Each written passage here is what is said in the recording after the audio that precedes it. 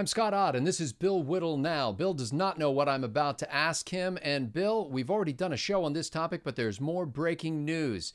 Brett Kavanaugh, President Trump's nominee for the Supreme Court, is going to testify again before the Senate Judiciary Committee. And this time, they're also going to take testimony from his accuser, who has said that he committed a form of sexual assault against her some 36 years ago, give or take, because she can't exactly name the year or the place. Bill, this is unprecedented in the history of judicial confirmations, and I thought it was interesting to see the White House's response. Kellyanne Conway, who's very close to President Trump and has been since throughout the campaign and into the White House, basically said this accuser should be heard. President Trump said, I think everything's going to work out okay. And just basically said, yes, you know, the Senate needs to go through its process. It was the most reserved and muted response from Donald Trump that I think I have seen. Bill, what could explain the fact that Trump is not exploding over this elongating or lengthening of the process it takes to confirm his nominee? I think this is an example, a good example, of the American people seeing just how not only desperate, but just how nasty these people are. I personally now, after having a day or two to think about it, I think this is gonna explode in their faces in a big way. And look, we both have been in a situation where we've heard stories about a Republican candidate or somebody on our team. Well, there were some allegations of this. Well, we don't know if that's true or not. Now another person has stepped forward. Well, okay. Now another person stepped forward, and they're all got the same basic, corroborating evidence. Then you can start saying, well, there's an awful lot of smoke here if there's no fire. But Kavanaugh's clean as a whistle. And look, that's why, as we mentioned in the last show on this, Dianne Feinstein had the information for 2 months. The papers had the information for 2 months. All of the opponents of the nominee had this information for 2 months. The White House sent it over to the Senate committee in its backgrounder on the judge. The White House sent it over to the Senate committee in its background on Mr. Kavanaugh. In other words, everybody who looks at the specifics of what is included there are in a position to say one of two things. Either he didn't do it because the accusations are pretty thin. Supposedly this is the moment that caused her post-traumatic stress disorder. I'm not trying to make fun of that. I'm not trying to minimize any of that kind of damage in any way. But if you can't remember what year it was or where it was, it strikes me as a little bit odd that this is somehow the formative, reef in your history of your life that sank all of your future hopes and dreams. I just don't buy it. And for Donald Trump and the press secretary to say, yeah, okay, go ahead, do it, is another indication to me that either it didn't happen, or if it did happen, it happened exactly the way that she says it happened. I'm beginning to think every moment more likely that it didn't happen.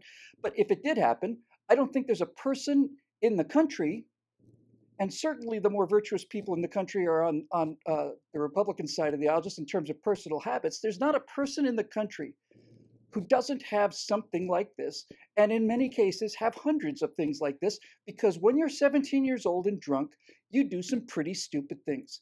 And there are times when I wonder how I possibly could have survived into adulthood when I think about some of the things I did when I was 17 and drunk. Although I wasn't drunk very often. When we did the first show, Bill, at that point, we knew a lot less about what was going on. And all we had was Judge Brett Kavanaugh's initial denial of the story. But that denial came out before the woman revealed herself and gave her name. And I've chosen to not use her name, and I'll continue to not use her name. I think that's ethical. But not really out of protection for her. I just really don't want her to get a bigger book deal. I agree. So anyway, but then, since then, Kavanaugh has released another statement in the wake of that, and he says once again, didn't happen. When I first heard about it, I didn't know, I couldn't imagine who it was because nothing like that ever happened. Now that I've heard the name, I still say nothing happened. And he's totally willing to go before the Senate and testify about this. Now we have two people. One who says something absolutely happened that is going to engender a lot of sympathy with the voters, and another who says nothing at all happened, who's already seen as kind of the big bad wolf because he's a conservative and, an attorney and all that kind of stuff.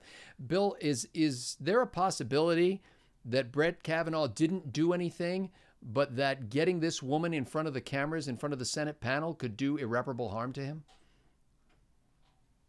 How is he doing irreparable harm to her? He didn't suddenly just say, oh, and the underground stories that are circulating about me, if any of them come up, happen to be false. He didn't tip the hand here. She's the one who sent the letter. She's the one who sent it not to the appropriate authorities, which would be the chairman of the Judiciary Committee, didn't send it to the FBI, sent it to top-ranking Democrats. That in itself is a little fishy. Well, the timing. And what I'm asking, though, is it possible that he could be harmed even if he's innocent because she will engender such sympathy? And there are so many women who have been sexually abused in this country that they will come to her aid even if they don't really believe that she did it or had to happen to her. My experience with most of the women in my life, Scott, is that they're much better at telling who's lying than men are. And they're much better at making character evaluations about people just based on some pretty simple evidence than men are, generally speaking. When my wife heard the story, she just instantly rolled her eyes and simply couldn't believe it. And I was actually thinking, well, we don't want to be too cavalier about this, and we don't. But I don't suspect that people who are neutral to Brett Kavanaugh are going to look at this and go, oh my God, he did what when he was 17 at a party drunk? I mean, one of the things that I've heard, again, so much of this is just breaking, but one of the things that I heard was that this woman claimed that she didn't report it because she didn't want her parents to know that she'd been out drinking, and she apparently only had one drink. Okay, that's a motive I can connect to. I can relate to that. It's not something I worry about anymore, Scott. You know why? Because you're 60 years old. Because I'm grown up. Because I'm grown up now. That's why. Yeah. And I'm not a 17-year-old anymore. Don't much worry about whether my parents know if I have a drink or not. But I do find it very interesting. If that aspect of it is true, this is all unfolding very quickly. But if that aspect of it is true, then what that basically says is that on that night, the alleged victim's primary concern was to not get into trouble with her parents for drinking. Her primary concern wasn't to notify her parents that she'd been attacked. Her primary concern wasn't to confide in friends. If she herself says, I didn't report it because I didn't want my parents to know I had a drink, that doesn't mean it's impossible, but I think it casts further doubt. So in a nutshell, I think that this is what it looks like. I think it is just a last-minute, desperate, filthy attempt to smear a really good man for political reasons. I've been smeared that way before, and so have you. We know what it's like, and I'd love to tell you in the audience out there, we just brush it off. It just rolls off my back. Some people say that these charges do roll off their back. I'm not one of those people. When that kind of thing happens to me, it just guts me because of the injustice of it. And when it happens to me on a big scale, which is twice now, I just want to crawl under a rock. And then I realize, well, that's the strategy, right? To get all the good people to crawl under rocks. And just to clarify, Bill Whittle hasn't been accused of anything like what Judge Kavanaugh has been accused of. He's been accused of saying things.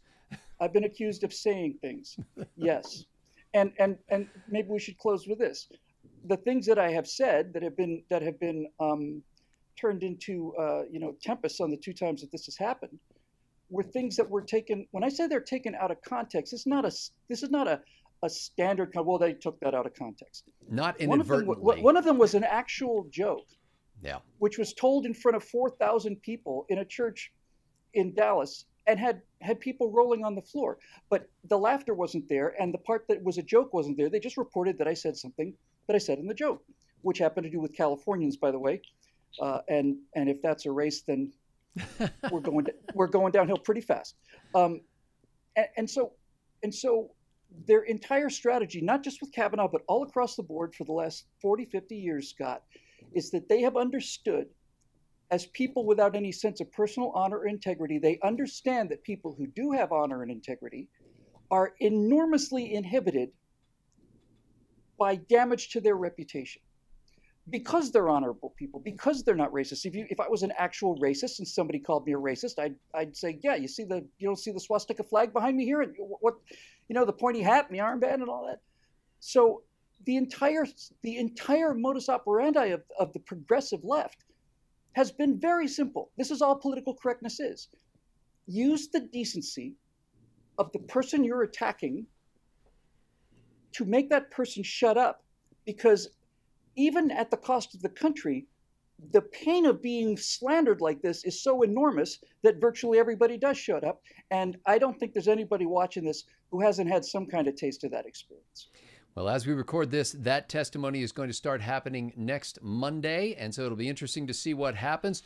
Ladies and gentlemen, thanks to the members at BillWhittle.com for making Bill Whittle Now possible. These are Bill's hot takes on breaking news of the day, and we couldn't do it without the members at BillWhittle.com. If you'd like to stay in touch with us, you can either do that by going to BillWhittle.com and becoming a member there, or you can hit that little notification bell that Bill has dubbed the Liberty Bell at YouTube. Follow us on Facebook or on MeWe.com. We are glad to have you on board, and we appreciate your help at advancing this message of liberty around the world. For Bill Whittle, I'm Scott Ott. Thanks to the members at BillWhittle.com for making this possible.